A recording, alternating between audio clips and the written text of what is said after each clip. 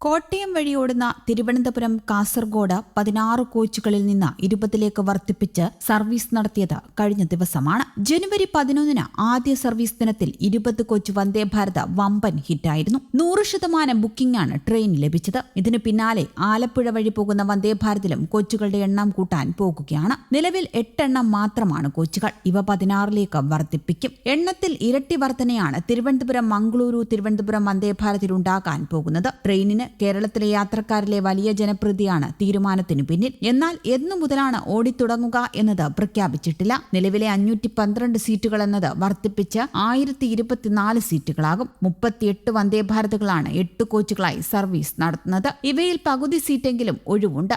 ആ സമയം ആലപ്പുഴ വന്ദേ ഭാരതിൽ സീറ്റിംഗ് ഫുള്ളാണ്. നിലവിൽ 17 വന്ദേ ഭാരതുകളാണ് എല്ലാ സീറ്റും നിറഞ്ഞോടുന്നത്. ഇവയിൽ തിരുവനന്തപുരം കാസർഗോഡ് വന്ദേ ഭാരതും തിരുവനന്തപുരം മംഗളൂരു തിരുവനന്തപുരം വന്ദേ ഭാരതുമുണ്ട്. പുലർച്ചെ 6:25 മംഗളൂരുവിൽ നിന്ന് പുറപ്പെടുന്ന വന്ദേ ഭാരത് ആലപ്പുഴ വഴി വൈകിട്ട് 3:05 തിരുവനന്തപുരത്ത് എത്തുക. 4:05 തിരുവനന്തപുരത്ത് നിന്ന് മടങ്ങി രാത്രി 12:40 മംഗളൂരുവിലെത്തും. കൂടാതെ കോച്ചുകളുടെ എണ്ണം വർദ്ധിപ്പിച്ചിട്ടും ഹൌസ്ഫുള്ളായി തിരുവനന്തപുരം കാസർഗോഡ് വന്ദേ ഭാരത് എക്സ്പ്രസ് ഓടുകയാണ്. വെള്ളിയാഴ്ച മുതലാണ് സംസ്ഥാനത്ത് 20 കോച്ചുകളുള്ള വന്ദേ ഭാരത് ഓടിത്തുടങ്ങിയത്. കന്നിയാത്രയിൽ 1440 പേരാണ് പുതിയ സെമി ഹൈസ്പീഡ് ട്രെയിനിൽ യാത്ര ചെയ്തത്. തിരുവനന്തപുരത്ത് നിന്നുള്ള പുതിയ യാത്രയുടെ ആദ്യ ദിനം തന്നെ 100% ബുക്കിംഗ് ലഭിച്ചു. തുടർന്നുള്ള സർവീസുകൾക്കും സമാനമായ പ്രതികരണമാണ് ലഭിക്കുന്നത്. 16 കോച്ചുകളുമായി സർവീസ് നടത്തിയിരുന്ന വന്ദേ ഭാരതിന് പകരം അധികമായി 4 കോച്ചുകൾ കൂടി ഉൾപ്പെടുത്തി 20 കോച്ചുകളുള്ള ട്രെയിനാണ് നിലവിൽ സർവീസ് നടത്തുന്നത്. 312 സീറ്റുകളാണ് ഇതിലൂടെ അധികം ലഭിക്കുന്നത്. ഓറഞ്ച് നിറത്തിലുള്ള റേക്കാണ് കേരളത്തിന് അനുവദിച്ചിരിക്കുന്നത്. ഒക്യുപ്പൻസി റേറ്റിൽ മുന്നിൽ നിൽക്കുന്ന കേരളത്തിലെ വന്ദേ ഭാരതിൽ ടിക്കറ്റ് ലഭിക്കുന്നില്ല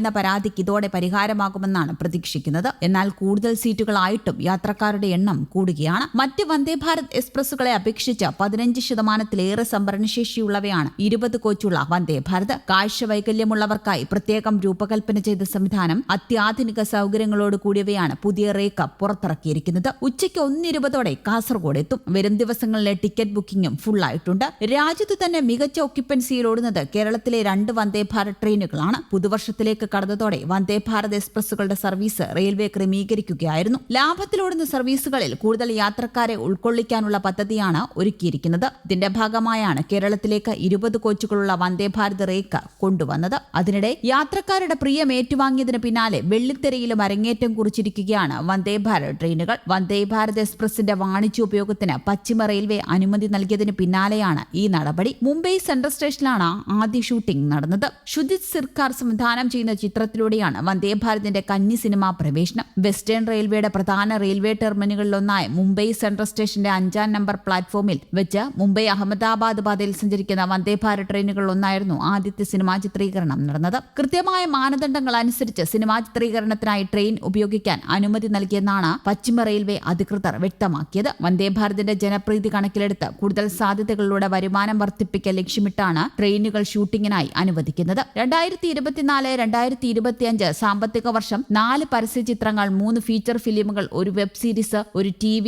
പ്രമോ ഷൂട്ട് എന്നിവയുൾപ്പെടെ 9 ഷൂട്ടിംഗ് പദ്ധതികൾക്ക് പശ്ചിമ റെയിൽവേ അനുമതി നൽകിയിട്ടുമുണ്ട്. ഇവയിൽ നിന്നുമായി പശ്ചിമ റെയിൽവേക്ക് 1 കോടി രൂപയോളം വരുമാനവും ലഭിക്കും.